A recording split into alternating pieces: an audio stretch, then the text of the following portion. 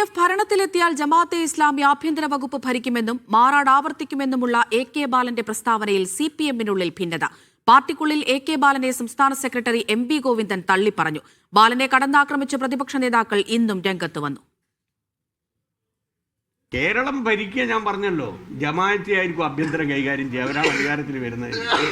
അപ്പോൾ ഒഴിമാറാടും രണ്ടാം മാറാടും എന്നല്ല. CPM മുൻ കേന്ദ്ര കമ്മിറ്റി അംഗം AK ബാലൻ കൊളുത്തിയ ഈ വിവാദം കെട്ടടങ്ങുന്നില്ല.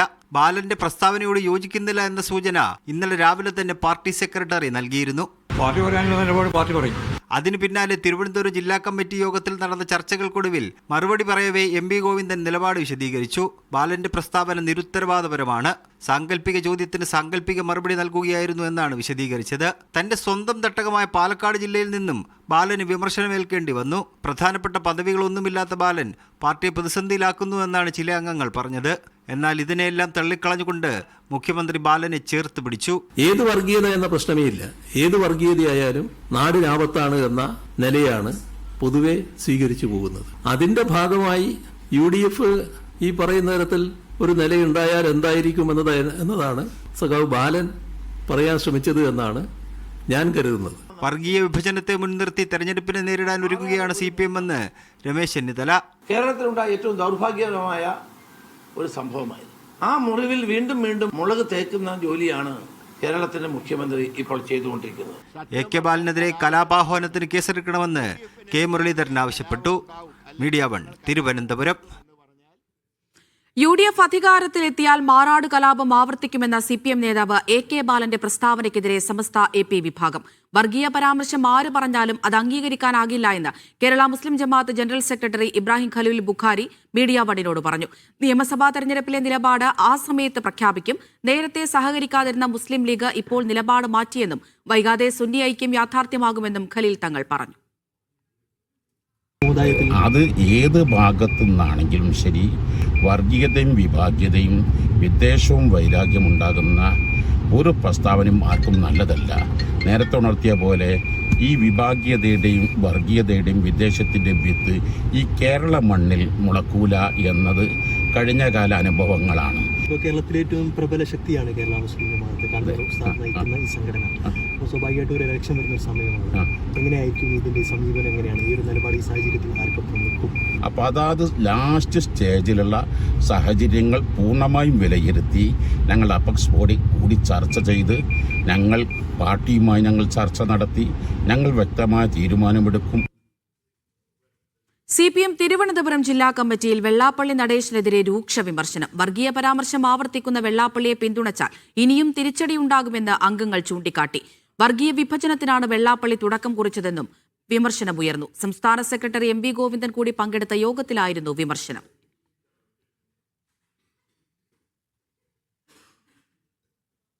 ക്രൈസ്തവ പിന്നാക്കാവസ്ഥ സംബന്ധിച്ച JB കോശി കമ്മീഷൻ റിപ്പോർട്ടിലെ ശുപാർശകൾ നടപ്പാക്കിയെന്ന മുഖ്യമന്ത്രിയുടെ അവകാശവാദത്തിനെതിരെ കത്തോലിക്കാ സഭ.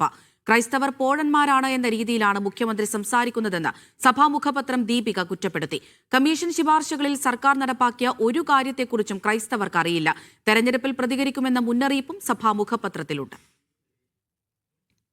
കമ്മീഷൻ സമർപ്പിച്ച 284 ശുപാർശകൾ, 45 ഉപശുപാർശകൾ, ഇവയാണ് സംസ്ഥാന സർക്കാർ പരിഗണിച്ചത്. സർക്കാരിൻ്റെ 17 വകുപ്പുകൾ പൂർണ്ണമായി ശുപാർശ നടപ്പിലാക്കി. 2023 സർക്കാർ സമർപ്പിച്ച കോശി കമ്മീഷൻ റിപ്പോർട്ടിലെ ഭൂരിഭാഗം ശുപാർശകളും നടപ്പാക്കിയെന്ന മുഖ്യമന്ത്രിയുടെ വിശദീകരണം കത്തോലിക്കാ സഭാ മുഖപത്രം പൂർണ്ണമായും തള്ളി. ക്രൈസ്തവർ പോഴന്മാരാണെന്ന മട്ടിലാണ് മുഖ്യമന്ത്രിയുടെ പ്രതികരണമെന്ന് സഭാ മുഖപത്രം ദീപിക വിമർശിച്ചു. റിപ്പോർട്ട് നടപ്പാക്കിയത് ഒരു ക്രിസ്ത്യാനി പോലും അറിഞ്ഞിട്ടില്ല. ഏതൊക്കെ ശുപാർശകൾ എവിടെയൊക്കെ നടപ്പാക്കിയെന്നറിയാൻ ക്രൈസ്തവർക്ക് അവകാശമുണ്ട്. ഇതുപോലെ ഒരു സമുദായത്തെ ഇരുട്ടിൽ നിർത്തിയതിന് രാജ്യത്ത് ഉദാഹരണങ്ങളില്ല. നടപ്പാക്കിയെന്ന് മുഖ്യമന്ത്രി പറയുന്ന 220 ശുപാർശകൾ ക്രൈസ്തവ സമൂഹത്തിൽ ഒരു മാറ്റവും ഉണ്ടാക്കിയിട്ടില്ലെന്നും മുഖപ്രസംഗം പറയുന്നു. ക്രൈസ്തവരോടുള്ള സർക്കാരിന്റെ സമീപനമാണ് ഇത് വ്യക്തമാക്കുന്നത്. അനാവശ്യ ദുരൂഹത സൃഷ്ടിക്കാതെ സർക്കാർ ഇരുട്ടിൽ നിന്ന് മാറി നിൽക്കണം. സംരക്ഷണം എന്ന പേരിൽ സർക്കാർ ക്രൈസ്തവരെ നിയന്ത്രിക്കുകയാണെന്നും ദീപിക കുറ്റപ്പെടുത്തി. കോശി കമ്മീഷൻ റിപ്പോർട്ടിന്റെ പേരിൽ ആഴ്ചകളായി കത്തോലിക്കാ സഭ സർക്കാരിനെതിരെ പ്രതിഷേധങ്ങൾ തുടരുമ്പോഴാണ് മുഖ്യമന്ത്രിയുടെ വിശദീകരണം വന്നത്. നിയമസഭാ തെരഞ്ഞെടുപ്പിലെ പ്രധാന വിഷയമായി കോശി കമ്മീഷൻ റിപ്പോർട്ട് ഉന്നയിക്കാനാണ് കത്തോലിക്കാ സഭയുടെ നീക്കം. മീഡിയ 1 കൊച്ചി. തദ്ദേശ തെരഞ്ഞെടുപ്പ് തോൽവി വിശദമായി ചർച്ച ചെയ്യുന്നതിനുള്ള LDF യോഗം തുടരുന്നു. ഘടകകക്ഷികളുടെ വിലയിരുത്തലുകൾ യോഗം ചർച്ച ചെയ്തു. ഇടതുമുന്നണി യോഗത്തിന് ആന്റണി രാജു എത്തിയില്ല. തൊണ്ടിമുതൽ തിരിമറി കേസിൽ ആന്റണി രാജുവിനെ കോടതി 3 വർഷം ശിക്ഷിച്ചിരുന്നു. തെരഞ്ഞെടുപ്പിനൊരുങ്ങി മുന്നണികൾ.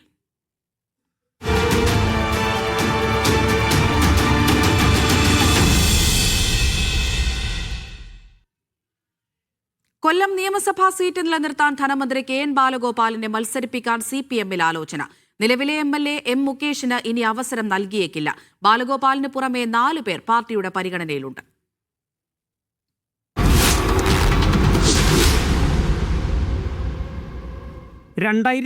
PK ഗുരുദാസനിലൂടെ തിരികെ പിടിച്ച കൊല്ലം സീറ്റ് ഇത്തവണയും നിലനിർത്തുക എന്നത് CPM-ന് അഭിമാന പ്രശ്നമാണ്. MLA എന്ന നിലയിലെ മുകേഷിന്റെ മോശം പ്രകടനവും ലൈംഗികാതിക്രമ കേസും അറസ്റ്റും പാർട്ടിയെ അലട്ടുന്നുണ്ട്.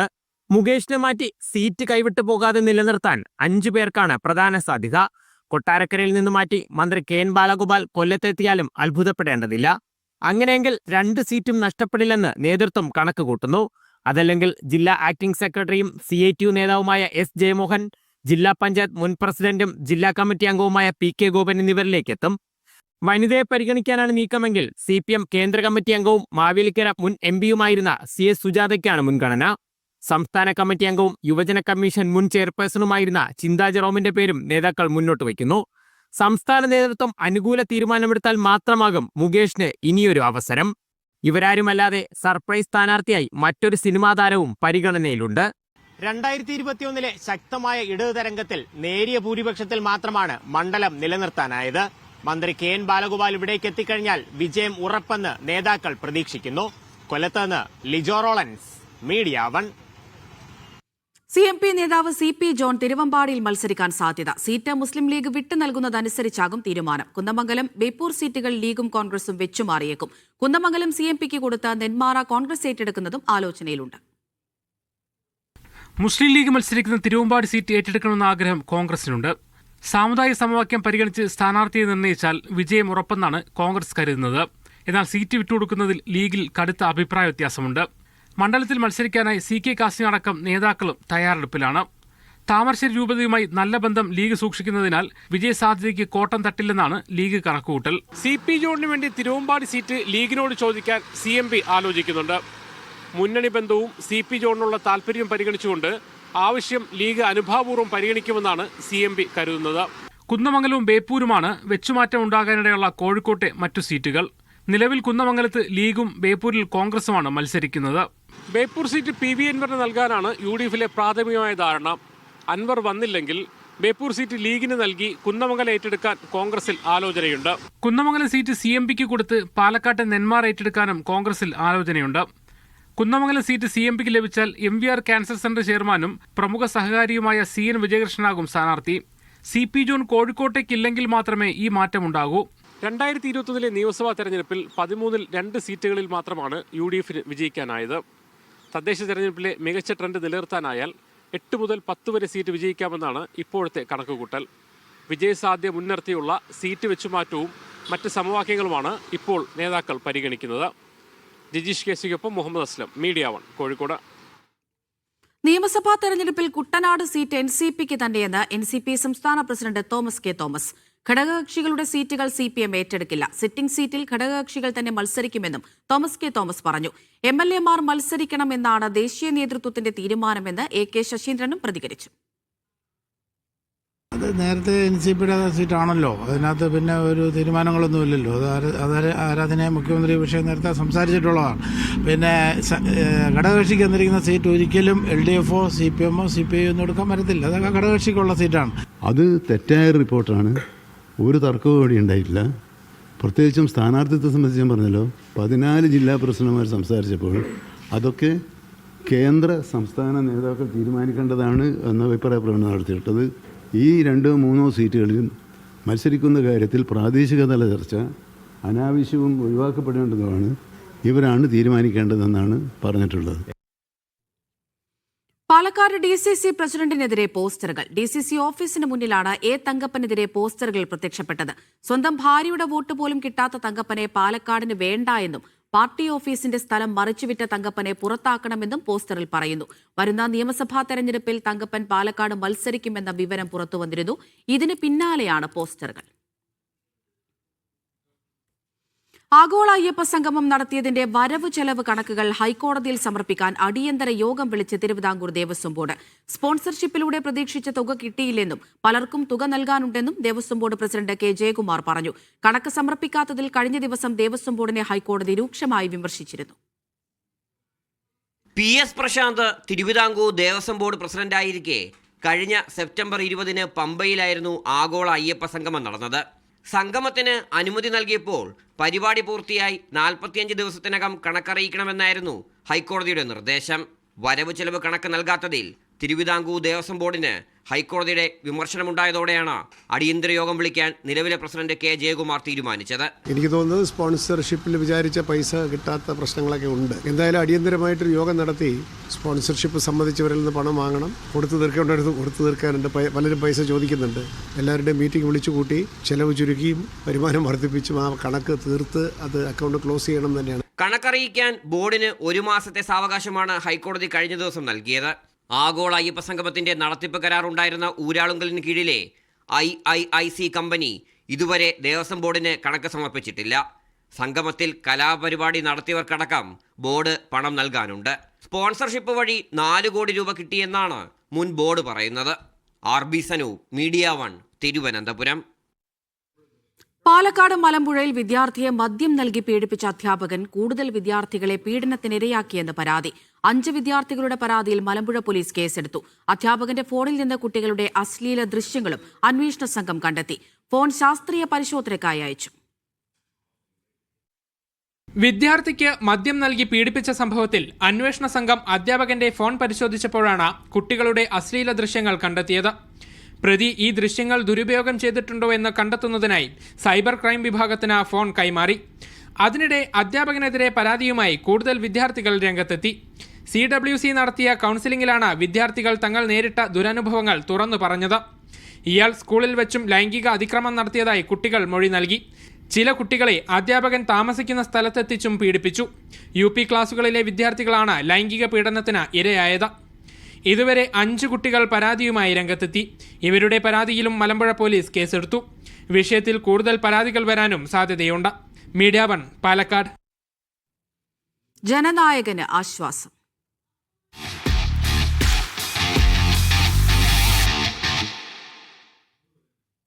വിജയ് ചിത്രം ജനനായകൻ അനുമതി നൽകാൻ മദ്രാസ് ഹൈക്കോടതിയുടെ നിർദ്ദേശം. സെൻസർ ബോർഡിനെ രൂക്ഷമായി വിമർശിച്ചാണ് കോടതി ഇടപെടൽ. പുതിയ റിലീസ് തീയതി ഉടൻ പ്രഖ്യാപിക്കും. വിധിക്കെതിരെ സെൻസർ ബോർഡ് അപ്പീൽ നൽകി. ഹർജി ഇന്ന് തന്നെ പരിഗണിച്ചേക്കും. ഹിന്ദി ഭാഷാ പ്രക്ഷോഭം പ്രമേയമാക്കിയ ശിവകാർത്തികേയൻ ചിത്രം പരാശക്തിക്കും അനുമതി നൽകി. തമിഴ്നാട് മുഖ്യമന്ത്രി സ്റ്റാലിന്റെ ബന്ധുവാണ് ചിത്രത്തിന്റെ നിർമ്മാതാവ്. വിജയ് ആരാധകർ ആകാംക്ഷയോടെ കാത്തിരിക്കുന്ന ചിത്രം ജനനായകന് ഉടനടി സർട്ടിഫിക്കറ്റ് നൽകാൻ സെൻസർ ബോർഡിന് കോടതി നിർദ്ദേശം നൽകി. മതവികാരം വ്രണപ്പെടുത്തുന്നുവെന്ന പരാതിയെ തുടർന്ന് ചിത്രം റിവൈസിംഗ് കമ്മിറ്റിയുടെ പരിശോധനയ്ക്ക് വിടാനുള്ള സെൻസർ ബോർഡിന്റെ തീരുമാനം കോടതി റദ്ദാക്കി. സെൻസർ ബോർഡിന്റെ നടപടി അന്യായമാണെന്ന് ചൂണ്ടിക്കാട്ടി നിർമ്മാതാക്കളായ KVN പ്രൊഡക്ഷൻസ് സമർപ്പിച്ച ഹർജിയിലാണ് കോടതിയുടെ ഉത്തരവ്. വിധിക്ക് പിന്നാലെ സെൻസർ ബോർഡ് അപ്പീലുമായി ചീഫ് ജസ്റ്റിസിന്റെ ബെഞ്ചിനെ സമീപിച്ചു. സെൻസർ സർട്ടിഫിക്കറ്റ് ലഭിക്കുന്നത് വൈകിയതോടെ പൊങ്കൽ റിലീസായി നിശ്ചയിച്ചിരുന്ന ചിത്രത്തിന്റെ പ്രദർശനം അവസാന നിമിഷം മാറ്റിവെക്കേണ്ടി വന്നിരുന്നു. നേരത്തെ വാദം കേട്ട കോടതി വിധി പറയാൻ മാറ്റിയതിനെ തുടർന്നാണ് റിലീസ് അനിശ്ചിതത്വത്തിലായത്. കോടതിയിൽ നിന്നും അനുകൂല വിധിയുണ്ടായ സാഹചര്യത്തിൽ ചിത്രത്തിന്റെ പുതിയ റിലീസ് തീയതി ഉടൻ പ്രഖ്യാപിക്കുമെന്ന് നിർമ്മാതാക്കൾ വ്യക്തമാക്കി. നിയമ പോരാട്ടത്തിനൊടുവിൽ ചിത്രം തിയേറ്ററുകളിലേക്ക് എത്തുന്നതിന്റെ ആവേശത്തിലാണ് വിജയ് ആരാധകർ. News desk, media 1. ഗ്രീൻലാൻഡ് പിടിച്ചെടുക്കുമെന്ന US പ്രസിഡന്റ് ഡൊണാൾഡ് ട്രംപിന്റെ ഭീഷണിക്ക് കടുത്ത ഭാഷയിൽ മറുപടി നൽകി ഡെൻമാർക്ക്. ഗ്രീൻലാൻഡിലേക്ക് അതിക്രമിച്ചു കയറാൻ ശ്രമിച്ചാൽ US സൈന്യത്തിന് നേരെ ആദ്യം വെടിവെക്കും. ചോദ്യവും പറച്ചിലും രണ്ടാമത്തെ കാര്യമാണെന്നും പ്രതിരോധ മന്ത്രാലയം പ്രസ്താവനയിൽ പറഞ്ഞു. ഗ്രീൻലാൻഡ് സ്വന്തമാക്കുന്നത് US-ന്റെ സുരക്ഷയ്ക്ക് അത്യന്താപേക്ഷിതമാണെന്നാണ് ട്രംപിന്റെ നിലപാട്. ആർട്ടിക് മേഖലയിൽ ചൈനയുടെയും റഷ്യയുടെയും സ്വാധീനം കുറയ്ക്കാൻ ലോകത്തിലെ ഏറ്റവും വലിയ ദ്വീപായ ഗ്രീൻലാൻഡ് US നിയന്ത്രണത്തിലാകണമെന്നാണ് ട്രംപ് വാദിക്കുന്നത്. ഇതിനായി സൈനിക ശക്തി ഉപയോഗിക്കുന്നത് പരിഗണനയിലാണെന്ന് വൈറ്റ് ഹൌസ് സ്ഥിരീകരിച്ചിരുന്നു. ഗ്രീൻലാൻഡ് വിൽപ്പനയ്ക്കുള്ളതല്ലെന്ന് ഡെൻമാർക്ക് ആവർത്തിച്ചു. അധിനിവേശമുണ്ടായാൽ മുകളിൽ നിന്നുള്ള ഉത്തരവിനായി കാത്തുനിൽക്കാതെ ശത്രുക്കളെ ആക്രമിക്കണമെന്ന് നിർദ്ദേശിക്കുന്ന സൈന്യത്തിന്റെ 1952 നിയമം ഇപ്പോഴും നിലവിലുണ്ടെന്ന് ഡാനിഷ് സർക്കാർ വ്യക്തമാക്കി. അടുത്തയാഴ്ച US state secretary Marco Rubio Danish ഉദ്യോഗസ്ഥരുമായി കൂടിക്കാഴ്ച നടത്താനിരിക്കുകയാണ്. ആർട്ടിക് മേഖലയിലെ ഈ തർക്കം ആഗോള രാഷ്ട്രീയത്തിൽ വലിയ പ്രത്യാഘാതങ്ങൾ ഉണ്ടാക്കുമെന്നാണ് വിലയിരുത്തപ്പെടുന്നത്. International desk media 1. Rahul Mamkootathil വിഷയത്തിൽ BJPക്കെതിരെ പരാതിക്കാരിയുടെ ഭർത്താവ്. തന്നെ യുവമോർച്ചയിൽ നിന്ന് പുറത്താക്കാൻ ഗൂഢാലോചന നടന്നതായാണ് ആരോപണം. രാഹുൽ മാങ്കൂട്ടത്തിനെതിരെ പരാതിയുമായി മുന്നോട്ടു പോകരുതെന്ന് BJP നേതൃത്വം ആവശ്യപ്പെട്ടിരുന്നു. ഇതിനുശേഷം പഞ്ചായത്ത് തെരഞ്ഞെടുപ്പിൽ പ്രവർത്തിച്ചില്ല എന്ന് പറഞ്ഞാണ് പുറത്താക്കിയത്. വിശദീകരണം പോലും കേൾക്കാതെയാണ് നടപടിയെന്നും പരാതിക്കാരിയുടെ ഭർത്താവ് ആരോപിച്ചു. കോഴിക്കോട് പാറോപ്പടി വാർഡിലെ പരാജയത്തിൽ നേതൃത്വത്തെ വിമർശിച്ച KC ശോഭിതയോട് കോൺഗ്രസ് വിശദീകരണം തേടും. മറുപടി തൃപ്തികരമല്ലെങ്കിൽ നടപടി സ്വീകരിക്കുമെന്ന് DCC പ്രസിഡന്റ് പ്രവീൺ കുമാർ പറഞ്ഞു. പുറത്തുവിടാത്ത റിപ്പോർട്ടിനെക്കുറിച്ചാണ് ശോഭിതയുടെ വിമർശനമെന്നും പ്രവീൺ കുമാർ ആരോപിച്ചു. KPCC ജനറൽ സെക്രട്ടറിയും UDFന്റെ കോഴിക്കോട് മേയർ സ്ഥാനാർത്ഥിയുമായിരുന്ന PM നിയാസിന്റെ തോൽവി കോൺഗ്രസ് നേതൃത്വം അന്വേഷിച്ചിരുന്നു. റിപ്പോർട്ടിൽ KC ശോഭിതയുടെയും ഭർത്താവിന്റെയും പേരുണ്ട് എന്ന ആരോപണം വന്നു. ഇത് മുൻനിർത്തിയാണ് ശോഭിത ഫേസ്ബുക്ക് പോസ്റ്റുമായി രംഗത്തെത്തിയത്. നേതൃത്വത്തെ വിമർശിച്ചുകൊണ്ടായിരുന്നു പോസ്റ്റ്. തോൽവി തന്റെയും ഭർത്താവിന്റെയും തലയിൽ കെട്ടിവെക്കാൻ ശ്രമിക്കുന്നുവെന്നും പലപ്പോഴും പാർട്ടിയിൽ നിന്നും അവഗണന നേരിട്ടുവെന്നും ശോഭിത തുറന്നടിച്ചു. പിന്നാലെ പ്രതികരണവുമായി DCC അധ്യക്ഷൻ K പ്രവീൺകുമാർ രംഗത്തെത്തി.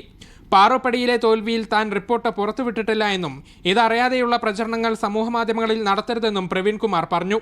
UDF വിജയത്തിന്റെ ശോഭ കെടുത്തുന്ന രീതി തിരുത്തിയില്ലെങ്കിൽ കർശന നടപടി സ്വീകരിക്കുമെന്നും പ്രവീൺകുമാർ വ്യക്തമാക്കി. KC ശോഭിത ഒരു ഉത്തരവാദിത്തപ്പെട്ട പാർട്ടി പ്രവർത്തകയാണ്, പ്രതിപക്ഷ നേതാവായിരുന്ന നഗരസഭയിൽ. ഈ കാര്യത്തിൽ അവരുടെ ഫേസ്ബുക്ക് പോസ്റ്റ് നടപടി പൂർണ്ണമായും തെറ്റാണ്. ഞാൻ അവരുടെ വിശദീകരണം ചോദിക്കുന്നുണ്ട്. അതവർ തിരുത്തുമെന്നാണ് എൻ്റെ പ്രതീക്ഷ. ഇല്ലെങ്കിൽ പാർട്ടി നേതൃത്വം ആലോചിച്ച് ആരും നടപടി സ്വീകരിക്കും. എന്തായാലും 1-2 ദിവസം കൂടി അതിൻ്റെ റിപ്പോർട്ട് ഞാൻ മാധ്യമങ്ങൾ തന്നിരിക്കും. പാറോപ്പടിയിലെ തോൽവി ഗൗരവത്തോടെയാണ് പാർട്ടി നേതൃത്വം അന്വേഷിക്കുന്നത്. ഇതിനൊപ്പം ചാലപ്പുറം, പാളയം, കാരശ്ശേരി തുടങ്ങിയ സ്ഥലങ്ങളിലും നേതൃത്വം അന്വേഷണം നടത്തിയിട്ടുണ്ട്. പാറോപ്പടിയിലെ തോൽവിയുമായി ബന്ധപ്പെട്ട് അടുത്ത ദിവസം റിപ്പോർട്ട് പുറത്തുവിടുമെന്നും പ്രവീൺകുമാർ പറഞ്ഞു. മീഡിയ 1 കോഴിക്കോട്. തിരുവനന്തപുരം ശാസ്തമംഗലത്തെ MLA ഓഫീസ് കെട്ടിട വിവാദത്തിനൊടുവിൽ ക്ലൈമാക്സ്. പുതിയ കെട്ടിടത്തിലേക്ക് VK പ്രശാന്ത് MLA ഓഫീസ് മാറി. മരുതൻകുഴിയിലാണ് MLAയുടെ പുതിയ ഓഫീസ്. വിവാദമല്ല, വികസനമാണ് കാര്യമെന്ന് VK പ്രശാന്ത് പറഞ്ഞു. ശാസ്തമംഗലം കൗൺസിലർ R ശ്രീലേഖയുമായുള്ള ഓഫീസ് തർക്കത്തിനൊടുവിലാണ് വട്ടിയൂർക്കാവ് MLA VK പ്രശാന്തിന്റെ ഓഫീസ് മാറ്റം. കോർപ്പറേഷൻ കെട്ടിടത്തിൽ പ്രവർത്തിച്ചിരുന്ന ഓഫീസ് മരുതൻകുഴിയിലെ വാടക കെട്ടിടത്തിലേക്കാണ് മാറ്റിയത്. വിവാദം അവസാനിപ്പിക്കാനാണ് നടപടിയെന്ന് സൂചിപ്പിച്ച VK പ്രശാന്ത് R ശ്രീലേഖയ്ക്കുള്ള മറുപടി ജനം തീരുമാനിക്കുമെന്ന് പ്രതികരിച്ചു. അപ്പോൾ വട്ടിയൂർക്കാവിലെ ജനങ്ങൾക്ക് ആവശ്യമുള്ള ഒന്നാണ് ഈ ഓഫീസ്. ദിനംപ്രതി 100 ആളുകൾ ഇവിടെ വരുന്നുണ്ട്, അവരുടെ കാര്യങ്ങൾ പറയുന്നുണ്ട്. അപ്പോൾ അത് കേൾക്കാനും അതിന് പരിഹാരം ഉണ്ടാക്കാനുമാണ് ഞങ്ങൾ ശ്രമിക്കുന്നത്. അത് ഈ ഒരു പശ്ചാത്തലത്തിൽ വികസനങ്ങളെ ഇല്ലാതാക്കി വിവാദങ്ങളെ മുമ്പിൽ നിർത്തി വ്യക്തിപരമായി അധിക്ഷേപിക്കാനുള്ള ശ്രമത്തിന് നിന്നു കൊടുക്കേണ്ടതില്ല എന്നാണ് തീരുമാനിച്ചിട്ട് ഇങ്ങോട്ട് മാറിയത്. കൗൺസിലറായി തെരഞ്ഞെടുക്കപ്പെട്ടതിന് പിന്നാലെയാണ് കോർപ്പറേഷന്റെ ഉടമസ്ഥതയിലുള്ള ഓഫീസ് ഒഴിയണമെന്ന് പ്രശാന്തിനോട് ശ്രീലേഖ ആവശ്യപ്പെട്ടത്. പിന്നാലെ പ്രശാന്തിന്റെ ഓഫീസിനോട് ചേർന്ന് കൗൺസിലർ ഓഫീസ് തുറന്നു. MLAയുടെ നെയിം ബോർഡിന് മുകളിൽ സ്വന്തം ബോർഡ് സ്ഥാപിച്ച് അതിന്റെ ചിത്രങ്ങൾ സമൂഹ മാധ്യമങ്ങളിൽ പങ്കിടുകയും ചെയ്തു. ഇതിനിടയിലാണ് നിയമസഭാ കാലാവധി കഴിയുന്നതുവരെ തുടരുമെന്ന് ആദ്യം നിലപാട് സ്വീകരിച്ച പ്രശാന്ത് ഒടുവിൽ ഓഫീസ് മാറുന്നത്. മീഡിയ 1 തിരുവനന്തപുരം. മദ്യത്തിന് പേരും ലോഗോയും ക്ഷണിച്ച ബെവ്കോ നടപടിക്കെതിരെ വിശദീകരണം തേടി ഹൈക്കോടതി. സംസ്ഥാന സർക്കാർ, Bevco MD, Malabar distilleries MD എന്നിവർക്ക് കോടതി നോട്ടീസ് അയച്ചു. ബെവ്കോ പുറത്തിറക്കിയ പത്രപരസ്യം ചോദ്യം ചെയ്ത് കോട്ടയം DCC വൈസ് പ്രസിഡന്റ് ചിന്തു കുര്യൻ നൽകിയ പൊതു താൽപര്യ ഹർജിയിലാണ് ഡിവിഷൻ ബെഞ്ചിന്റെ നടപടി.